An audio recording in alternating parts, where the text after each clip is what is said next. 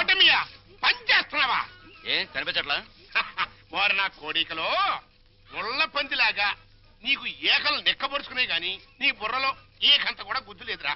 తెచ్చి సన్నాసి మనం ఓ కష్టపడి పని చేయకూడదు, పని చేస్తున్నట్టు యాక్టింగ్ చెయ్యాలి. మన ఇద్దరికి జైల్లోకి రాగానే చెరో చీపురు ఇచ్చారా? మరి ఇప్పుడు నీ చూడు, నాది చూడు.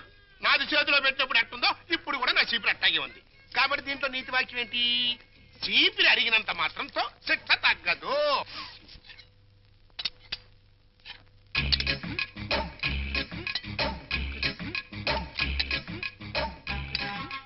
ఏంటా ఎలా వచ్చారు? తమరు ఫుడ్ తింటున్నారా? కాదు, గడ్డి తింటున్నా. ఎంత నీకేం కావాలి?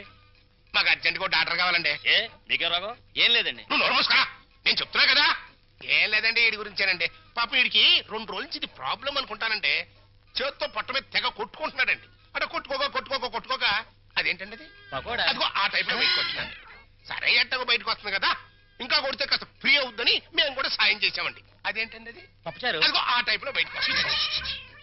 ఇంకా పోతే నిన్న పొద్దున్న నుంచి కళ్ళుగా ఓ కక్కేసుకుంటున్నాడండి.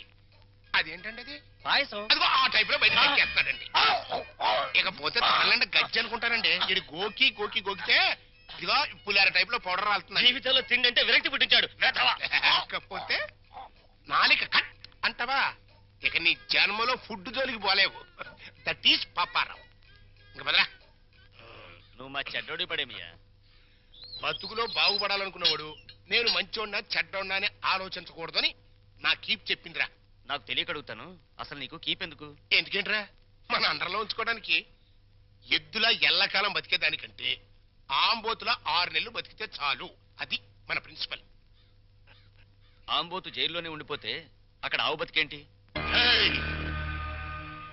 నా కీపు క్యారెక్టర్ గురించి కామెంట్ చేశానంటే నీ ఏకలు పీకేస్తా. అది ఎవరనుకుంటున్నారా? కీపులోనే పతివ్రత కీపు.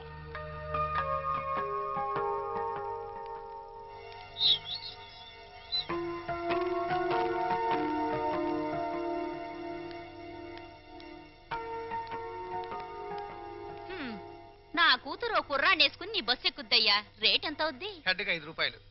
ఓ నీ హెడ్, నా కూతురు ఆ కుర్రాడే ఎక్కుతారు, మిగతా ప్యాసింజర్లు ఉండరు. ఇప్పుడు రేట్ ఎంత అవుద్ది? సీన్ అర్థమైంది.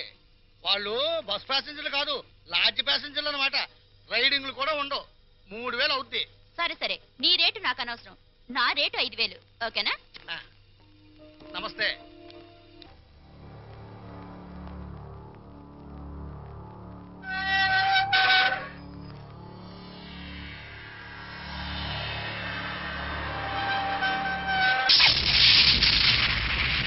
నేను ఇవాళ జైల్లోంచి విడుదలై వస్తున్నాను తెలిసి కూడా వెల్కమ్ చెప్పడానికి ఎందుకు రాలేదే? నాకు ఇక్కడ బోర్డు హోంవర్క్ ఉంది. నువ్వు హోంవర్క్ చేయటమేంటి? ఎగతాళిగా మాట్లాడుకో. ఆ రఘురామయ్య గారింటికి మన కూతురు కోడలుగా పంపడానికి ఇక్కడ నేను ఎన్ని తంటాలు పడుతున్నానో నీకేం తెలుసు? నా గర్భశత్రు ఇంటికి నా కూతుని కోడలుగా పంపిస్తావా? మన జీవితానికి విలన్ అనుకున్న వాడింటికి నాగుపావుని వదిలావనుకో, ఊహించుకో.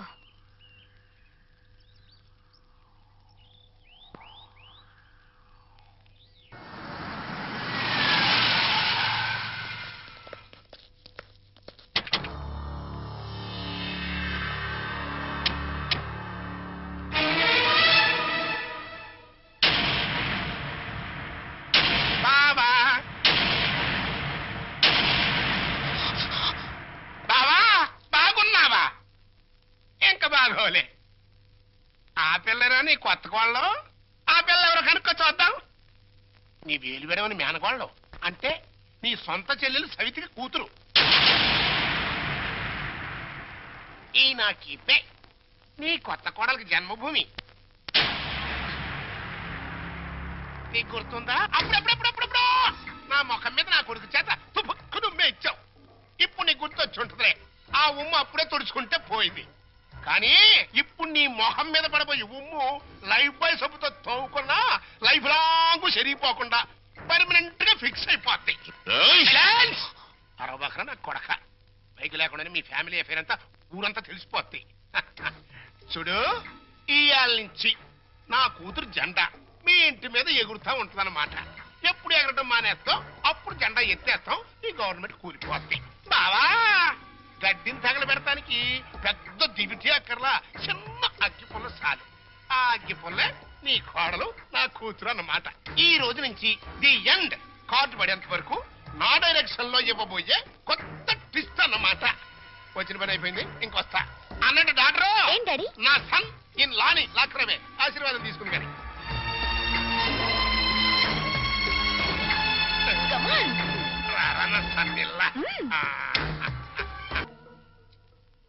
జనరల్ చెకప్ ఒక రకంగా అంతే అనుకోండి.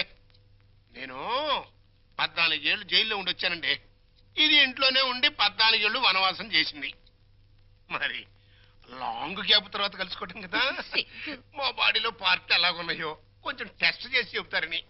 అంటే భార్యాభర్తలు అన్నమాట. మీరు అలా డైరెక్ట్ గా అడిగారు అనుకోండి, నేను నో అని చెప్పాల్సి వస్తాయి. ఒక రకంగా అలాగే అనుకుని అన్ని టెస్టులు చేసేయండి. అయితే టెస్టులు ముందుగా ఎవరికి చేయాలి?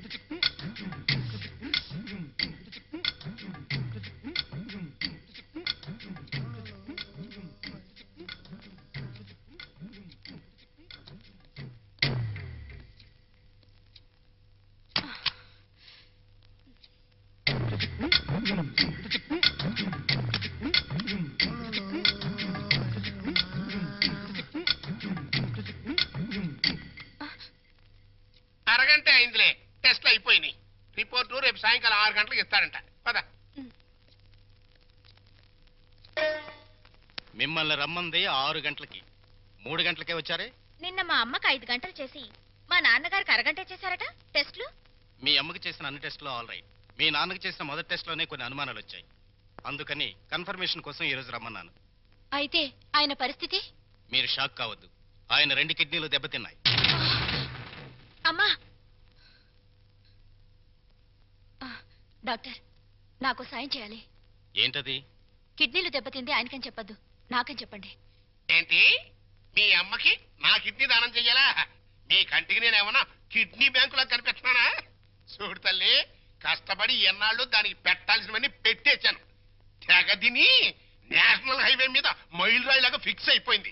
ఇంకా నో మోర్ పెట్టటాలు. మరి ఇప్పుడు నా బతికేలాగా? ఆ సింపుల్.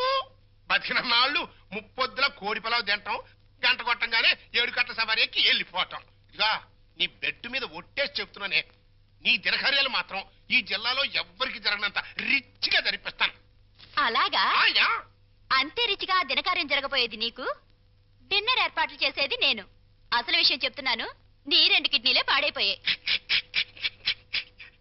ఈ టైంలో ఎలాంటి కుళ్ళు జోకులు వేస్తుంటే డాక్టర్ గారు? జోక్ కాదు, నిజమే. మీ 2 కిడ్నీలే పూర్తిగా పాడైపోయాయి. నీకు కిడ్నీ ట్రబుల్ అనగానే మా అందరినీ కిడ్నీలు అడుగుతామని తెలిసే నీ నోటి వెంట పాచి మాటలు వచ్చేటట్టు మా అమ్మ ట్రిక్ ప్లే చేసింది. నువ్వు నా కూతురువే, అలా మాట్లాడటం ధర్మం కాదు. ధర్మం కాదా? మా అమ్మని ఎప్పుడైనా కట్టుకున్న భార్యలా చూసావా? ఉంపుడు గత్తగానే చూసావు. అమ్మ అంటే నిజం, నాన్నంటే నమ్మకం. నేను మా అమ్మకే పుట్టానన్న నమ్మకం ఉంది, కానీ నీకే పుట్టానన్న నమ్మకం మాత్రం లేదు. నీకు కిడ్నీలు ఇవ్వడం అనేది కల.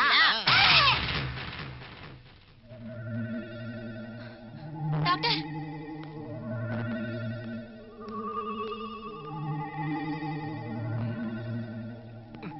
ఏమైంది డాక్టర్? ఇది తీవ్రమైన మెంటల్ షాక్.